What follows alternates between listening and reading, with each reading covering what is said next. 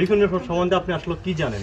রিপন ছেলেটা খুবই ভালো, মানে একবারে গরিবের সন্তান, একবারে হীন দরিদ্র, যেটা মানে অসহায়। এদের কোনো জমি জমা ছিল না। এর বাবার ওরা বাপ চাচারা ছিল 7 ভাই।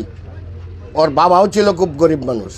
এই ছেলেটা ওই কাঠমেস্তরির কাজ করতো, তবু ভালো মেস্তরি না, মানে এই টুকটাক কাজ করে জীবিকা নির্বাহ করে। এইভাবে ক্যামেরা নিয়ে আসে তার নিতেছে, এই যে কথাবার্তা নিতেছে আর কি। তখন আমি গেলাম, জিজ্ঞাসা করলাম কী রে এনে কি তোরা যে ভিডিও করতেছে। আমার পরে আমার কাছে কাকু এটা আপনি বুঝতেন না, এটা টিপটপ। আমি আবার টিপটপ না, এই যে বিষয়টা পরে দিয়ে বিপদে পড়বে না, কাক্কা টিপটপ। এই টিপটপের মাধ্যমে এখন বুঝতাম পারলাম যে এটা ওই কোনো বোধহয় যে কোনো কোম্পানির বোধহয় তারে পয়সা টয়সা দেয়, দিলে পরে যে তার এই বিষয়টা নিয়ে সে জীবন বাঁচাইতেছে। আর ছেলে খুব চরিত্রবান, খুব সৎ মানুষ। মা বাপে যে কথাগুলো বলছে, আমারে ভাত দেয় না, আমরা খাওয়ায় না। বাড়ির থেকে যে ছেলেটারে বিতাড়িত করছে, এই ছেলেটা এই নূরপুর থেকে এসে বেশ কিছুদিন এই বিয়ার করিয়া অনেক দিন থেকে কষ্ট করছে, ভীষণ কষ্ট করছে। মানে আমি না শুধু আমার এলাকার সবাই বলবো যারা জানে আর কি। আচ্ছা, এরপরে যে নূরপুর থেকে আইসে এনে নন্দুরা একটু জায়গা মধ্যে ওপরের বাড়িতে রয়েছে, তাকে একটু জায়গা কিনছে বোধহয় 100% না 200%।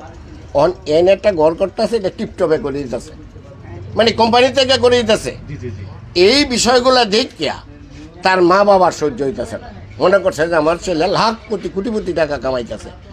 এই যে এখন সে এই যে এরা বলছে যে আমরা ভাত কাপড় দেয় না, আর দিতে চায়। আমি যদি আমার মারে ভাত, আমার বাবারে ভাত কাপড় দিতে চাই, আমার মা যদি ইচ্ছা করে, বাবা ইচ্ছা করে না খায়, তখন আমার কি করার আছে? মা বাবা তো আপন। আপনি বলতেছেন রিপনকে তারা আরো অনেক বছর আগে বাড়ি থেকে বের করে দিয়েছে। কি কারণে বের করে দিয়েছিল? এইটাই তো বলা, মানে কাজ কাম করে না।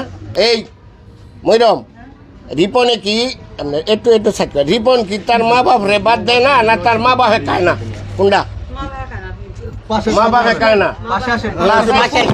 মা বাপে খায় না। আচ্ছা, আরেকটা মহিলা আপু একটু সামনে আসবেন। হ্যাঁ, একবার কেন 100 বার? আপনি বলতেছেন তার মা বাবা ভাত খায় না, তার হ্যাঁ না খায় না।